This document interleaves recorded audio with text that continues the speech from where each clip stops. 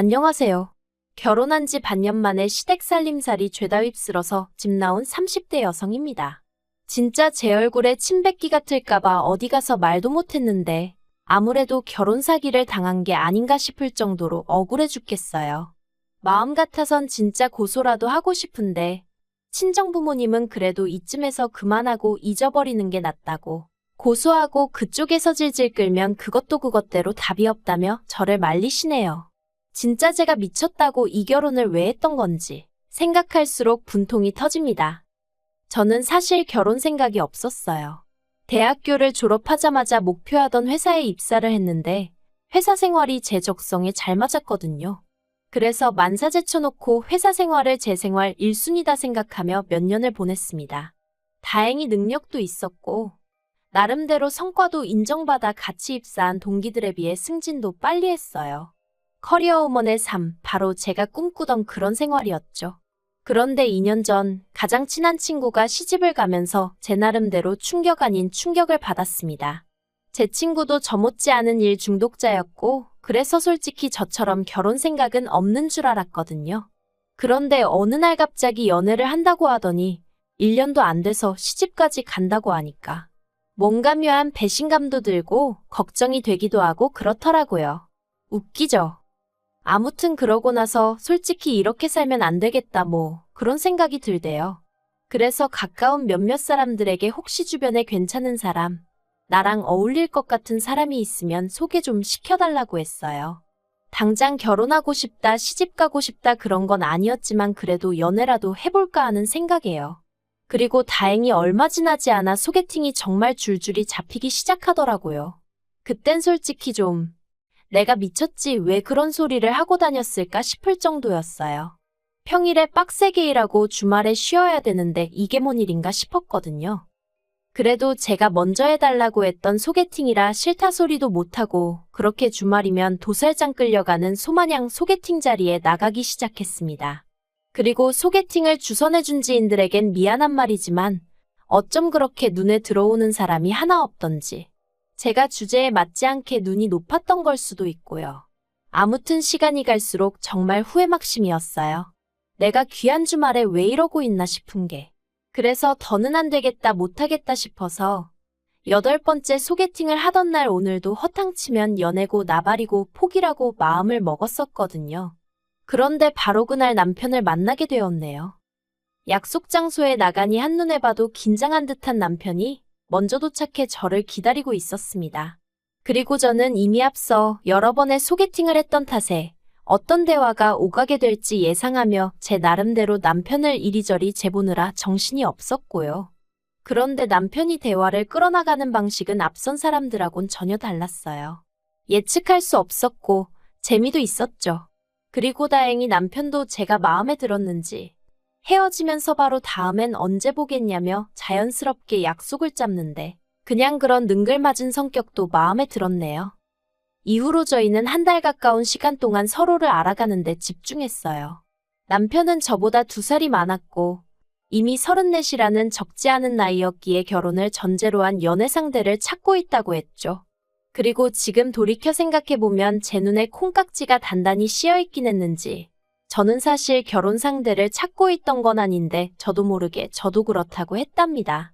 그래서 저희는 연애를 시작했고 말이 씨가 된다더니 정말 1년 만에 결혼까지 약속하게 되었다니까요.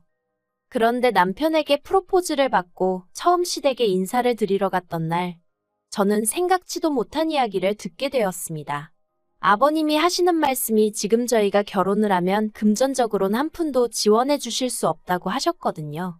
아버님 말씀으로는 아들이 그러니까 저희 남편이 이렇게 갑자기 결혼하겠다고 나올 줄 몰랐기에 당신이 준비를 해놓을 수가 없었다며 결혼식을 1년 정도 미루던가 아니면 저희 둘이 알아서 신혼집을 마련해라 하셨죠.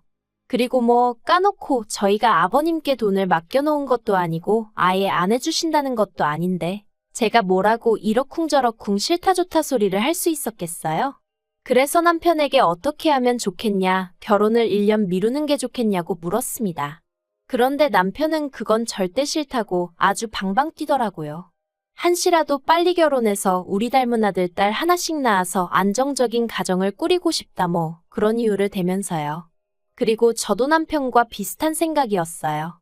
조금이라도 젊고 예쁠 때 웨딩드레스도 입고 싶었고 어떻게 들릴지 모르겠지만 학부모들 사이에 제가 제일 나이 많은 엄마가 되고 싶진 않았거든요. 저랑 저희 친정어머니가 그렇듯 저도 제 자녀와 가깝게 지내고 싶었고요. 그래서 결국 남편과 저는 양가의 도움은 받지 않고 서로가 모아둔 돈과 대출을 받아 신혼살림을 꾸리기로 결정을 내렸습니다. 그런데 이 소식을 양가에 전하니 별 말씀 없이 저희의 결정을 존중해 주시겠다 하신 친정부모님과 달리 시부모님께서 노발대발 난리도 아니셨습니다. 젊은 것들이 벌써부터 남의 돈 무서운지 모른다면서 어떻게 대출받을 생각을 하느냐고요. 그리고는 능력이 안 되면 반지하고지하고 그런 데를 알아봐야지 벌써부터 겉멋만 들어서 남들 하는 건 다 하고 살려고 그러냐. 솔직히 시부모님 말씀이 아예 틀린 것은 아니었지만 그래도 서운하고 섭섭하대요. 아무튼 시부모님께선 크게 화를 내시며 대출을 받으면 부모 자식 간의 연은 끊는 거라고 엄포를 놓으셨고 남편은 남편대로 그럼 어떡하라는 거냐며 속상해하고 그러다 나온 이야기가 합가였어요. 결혼 이야기가 막 오가기 시작했을 무렵 남편이랑 이런저런 이야기를 나누다 부모님들은 어떤 분들이냐 뭐 그런 이야기를 나눈 적이 있어요. 그리고 그때 남편이 말하길 자기는 시부모님 특히나 아버님과 사이가 좋은 편이 아니라고 했습니다. 어려서부터 아버님이 워낙 엄하게 남편을 대하셔서 아버님이 늘 무서웠다고요. 그리고 아버님은 걸핏하면 성적을 이유로 남편을 때리고 때때론 집에서 내쫓기까지 하셨답니다. 내가 너까지 것 때문에 얼마나 희생을 하는 줄 아냐? 내가 어떤 고생을 해서 돈을 버는데 그 돈으로 이까짓 거밖에 못하냐? 어린아들을 상대로 온갖 막말을 퍼부으셨던 거죠. 게다가 어머님이 평생 전업주부셨기에 금전적인 부분에 있어서는 아버님께 전적으로 의지하시던 상황이었고 그렇다 보니 어머님도 아버님으로부터 어린 남편을 지켜주지 못하셨다대요. 그리고 그때 생긴 마음의 상처는 어른이 돼서도 쉽게 사라지지 않는다며 자긴 나중에 애 낳으면 말 한마디 한마디 조심해서 할 거라 했는데 그런 남편의 속을 모르시는 건지 시부모님이 합가 얘기를 꺼내셨으니 좀 황당했죠. 그런데 더 황당한 건 남편이 그 합가제 안에 솔깃한 눈치였다는 거예요. 사실 시부모님께서 내거신 조건은 아주 나쁘진 않았어요. 3년 동안 합가를 하는데 생활비는 받지 않겠다. 몸만 들어오면 된다. 이거저거 돈 나갈 일도 없을 거고 그러니 알뜰살뜰 돈만 모아서 나가면 될 거다. 솔직히 듣기만 했을 땐 저희로선 전혀 손해볼 게 없는 듯 했죠. 하지만 그럼에도 불구하고 솔직히 저는 내키지 않았어요. 아버님과 남편 사이를 떠나서 저도 나름대로 신혼에 대한 환상이라고 해야 할지 꿈이라고 해야 할지 아무튼 기대하던 바가 있었으니까요. 하지만 시부모님과 남편이 양쪽에서 계속 저를 설득하려 들었고 결국 제가 졌어요.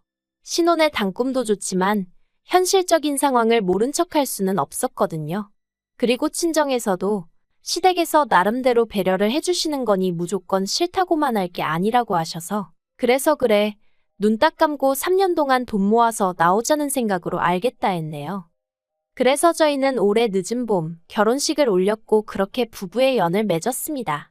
시댁에 들어가 살기로 한 이상 남편이 쓰던 가구 중 몇 개만 새 걸로 바꾸고 나머지는 할 게 없었거든요.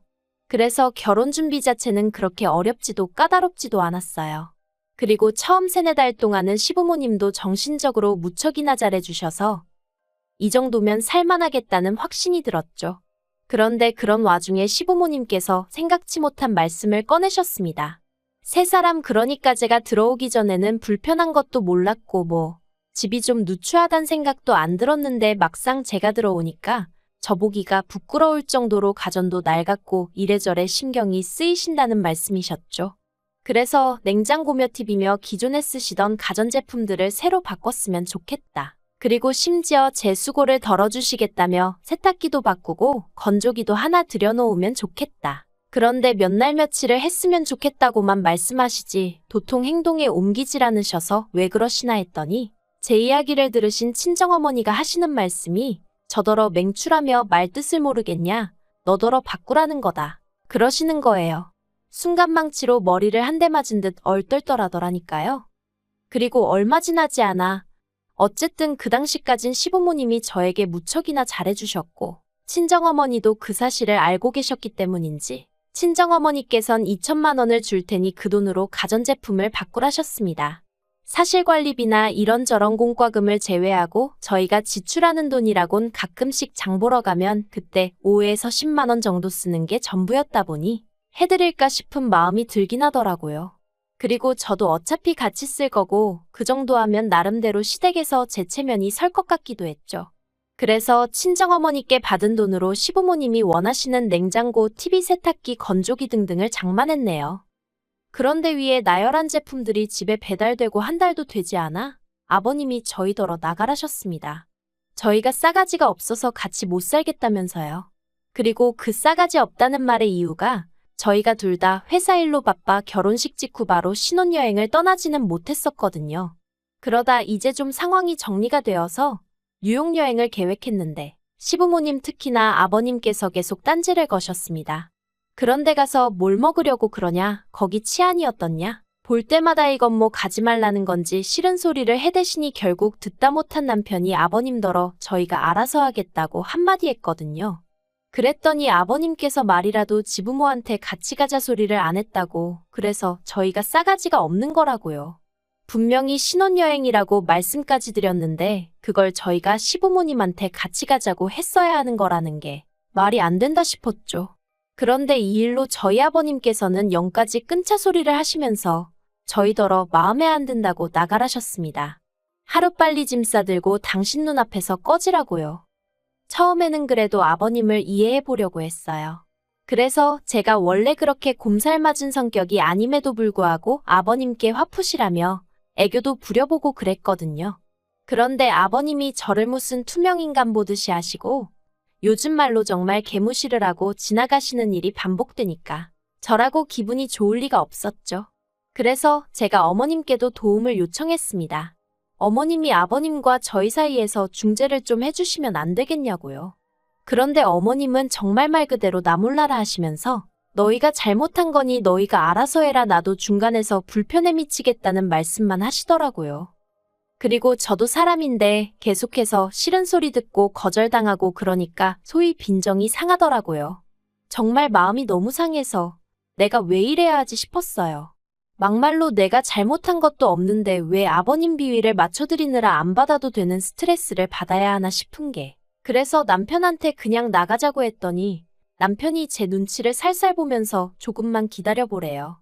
자기가 아버님한테 싹싹 빌어서라도 여기서 지낼 수 있게 해보겠다고요. 그런데 저는 그렇게까지 아버님 어머님하고 같이 살고 싶진 않았거든요.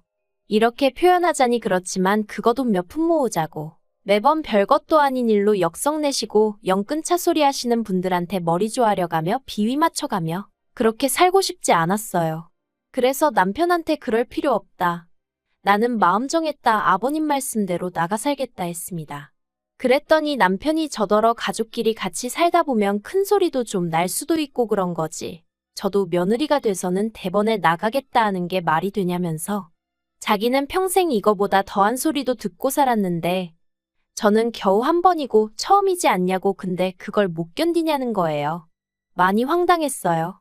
막말로 자기야 아버님 자식이니까 피할래야 피할 수가 없어서 그렇게 당하고 살았는진 몰라도 저는 제가 왜요? 제가 왜 그런 수모를 겪으며 살아야 하냐는 거죠.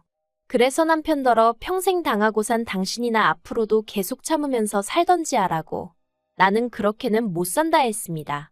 그리고 당신이 못 나가겠다면 나라도 나가겠다니까 그게 말이 되냐면서 어떻게 부부가 떨어져 지내냐는데, 어이없는 남편이 반응에 대화를 할수록 첩첩산중이라는 게 이런 거구나 싶더라니까요. 그래서 결국 저는 지난 추석 연휴에 시댁에서 나와 친정으로 향했어요. 이 일로 당연히 시댁은 또 한바탕 난리가 났고요.